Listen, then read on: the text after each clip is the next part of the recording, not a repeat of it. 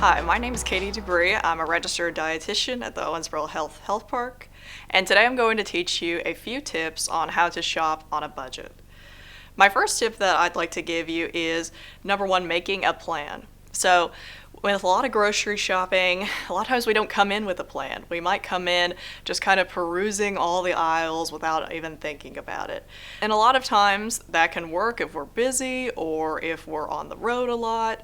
But generally, when we do grocery shop, we would like to make a plan, whether that is coming up with recipes for the week, maybe coming up with lunch recipes, what to get for breakfast, what to make on the weekends. Really finding 15 to 20 minutes to just sit down and work on making a plan for the week. In addition to this, another helpful bonus tip when it comes to making a plan is finding ways that you can reuse meats and produce and perishables for the week. For example, if I'm making, let's say, sweet potato hash or a sweet potato casserole, I can reuse those sweet potatoes to maybe make a soup down on Friday, for example, or on the weekend. So finding ways that you can incorporate those types of foods into your daily week can be very, very helpful for shopping on a budget. In addition, another big tip is to know that fresh doesn't always equal best, right? So we hear that a lot, that in order to eat healthy, we have to be choosing fresh fruits and vegetables. But unfortunately, that's just not the case.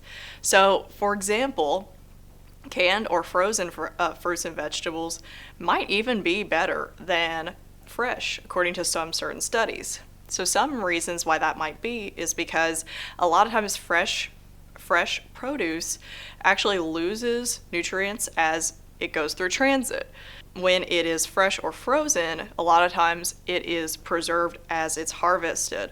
So a lot of times the nutrient content might be better than one that is fresh. We might also see that if you buy canned or frozen, it tends to last us longer, right? So trying to choose more of those cans and frozen fruits and vegetables can be helpful with shopping on a budget, as well as keeping in those fruits and vegetables that we need throughout our diet, right? And on that topic, another thing that I do see is the trying to avoid buying those pre-cut fruits and vegetables, right? I know it's so tempting when we are going to the grocery store and we're just saying, oh, great, some diced fruit already cut up or some diced onions, that's great. But I actually tend to find for this video that a lot of times those those pre-portioned fruits and vegetables tend to be almost triple the price of the actual wholesale fruit or vegetable. For example, I went to Meijer the other day and saw some diced onions for $3, and it was only about half a cup of diced onions. Whereas if they had a whole big onion there at Meijer for $1.59. Right? Same with watermelon.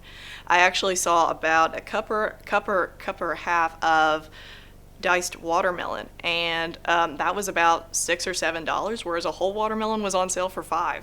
So I know the cost is kind of in the convenience, but when you do feel like, chopping up a watermelon or chopping up some onions, another hot tip to do is to actually freeze those for later. For example, chopping up a big bag of onions, dicing them up and then freezing them, putting them in a big gallon bag. That can be one way that we can save some money.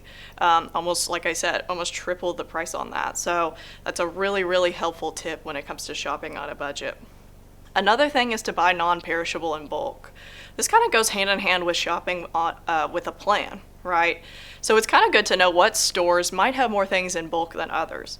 For example, places like Walmart, Kroger, Aldi tend to not have items in bulk, whereas places like Costco or Sam's Club do. Knowing those places can be very, very helpful. Now, of course, places like Costco or Sam's Club do require a membership, but a lot of times you do end up saving money depending on your family size and, of course, what you're buying. For example, we might tend to buy stuff like nuts, grains, paper towels, toilet paper, and those non-perishable items, those are going to be cheaper at those bulk stores, right? However, places like Aldi, Walmart, Kroger aren't going to have those as readily available. So it's good to know which ones are in bulk and which ones are not.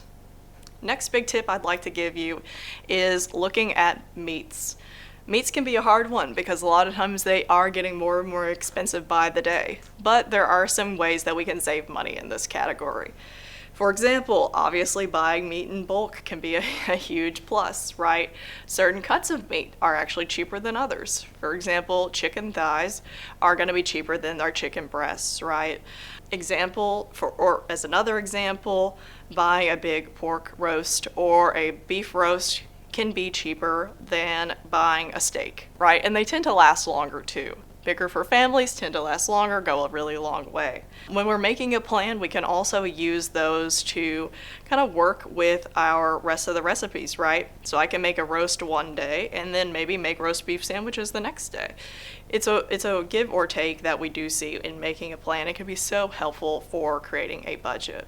So those are all the tips that I have for you today. If you're interested in learning more about nutrition or one-on-one nutrition counseling services, please call us at the Owensboro Health Resource Center at the number 270-688-4804 for more information.